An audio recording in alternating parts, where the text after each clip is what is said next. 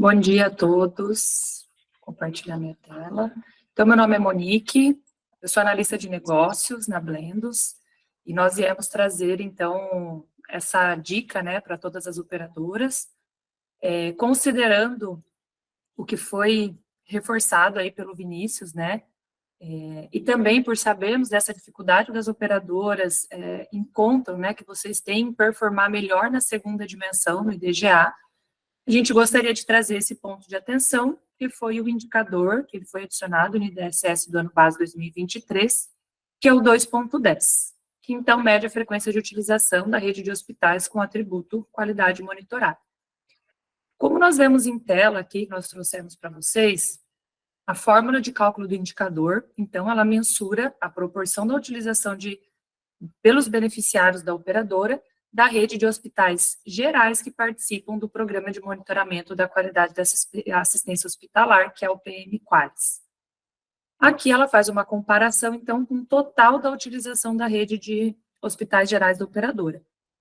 Lembrando um pouquinho vocês sobre o programa, né, o PM-QALS, ele avalia o desempenho dos prestadores que atuam na saúde suplementar, e eles fazem isso por meio de uma coleta mensal de 14 indicadores assistenciais, tá? Essa coleta, a ANS, o prestador, ele faz através de um sistema, ele tem que fazer esse reporte mensal desses 14 indicadores, mas mesmo assim ainda é possível fazer retroativo em situações aí que acaba perdendo em um mês ou outro o preenchimento.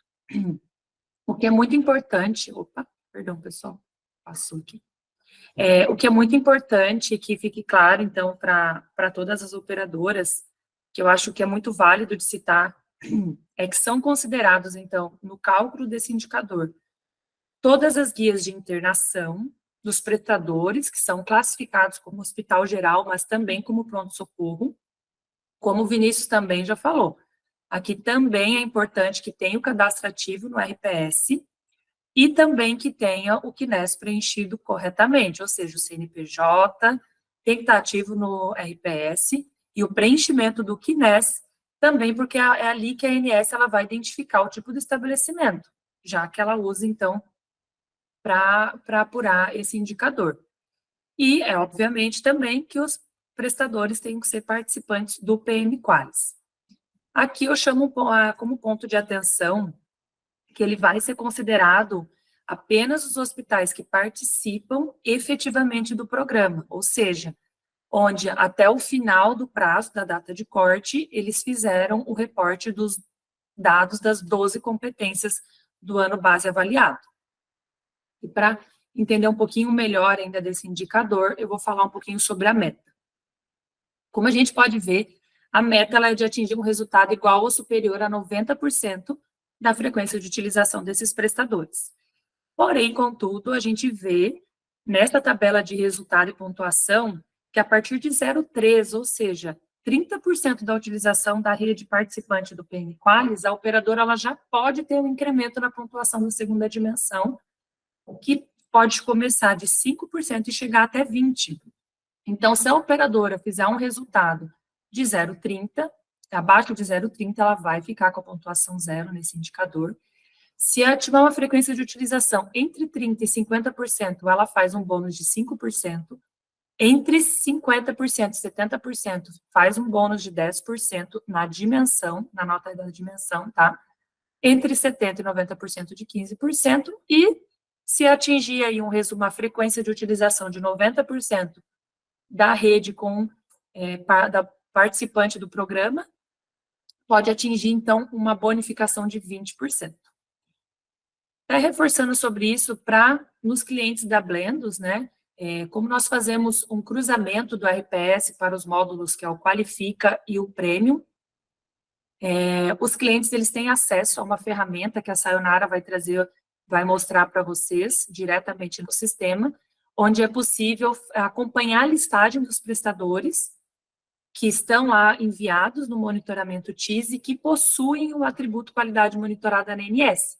Então, é importante esse relatório porque o cliente ele pode acompanhar se esse prestador está cumprindo os requisitos mínimos para apuração no indicador. Então, faz parte do CNES, ele está com o CNES preenchido, ele tem realmente o cadastro no RPS.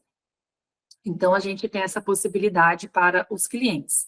Ainda falando do PM Qualis, voltando, né, a falar do PM Qualis, o que é o que nós queríamos trazer aqui de alertas para vocês? Então, para participar do programa, os prestadores, eles devem possuir, então, acreditação ou certificação no Qualis.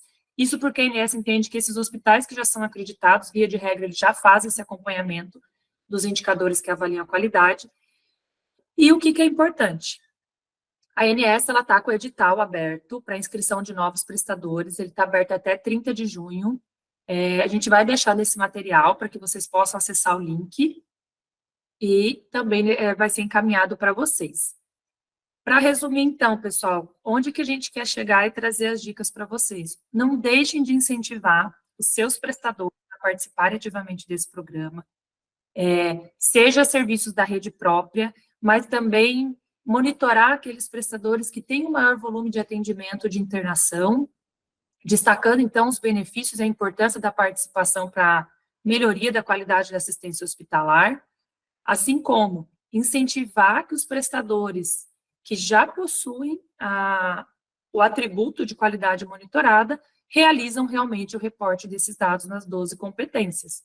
Porque, senão, por mais que ele participe do programa, se ele não reportar, ele vai ficar de fora da apuração. Sobre esse assunto, pessoal, nós fizemos um artigo que ele está disponível no blog da Blendos e nós vamos compartilhar com vocês também. Para finalizar sobre esse assunto, eu vou trazer para vocês 4 simulados, que é para ilustrar um pouco do impacto desse indicador.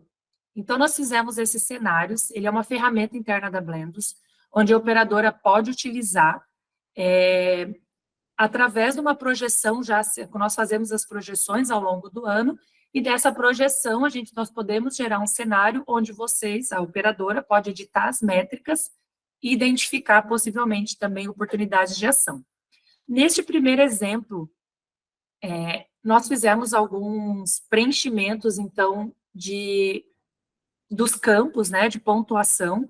Então, todos os cenários que eu trouxe, nós deixamos o 2.1 com nota máxima, é um indicador que é mais fácil as operadoras atingirem nota máxima.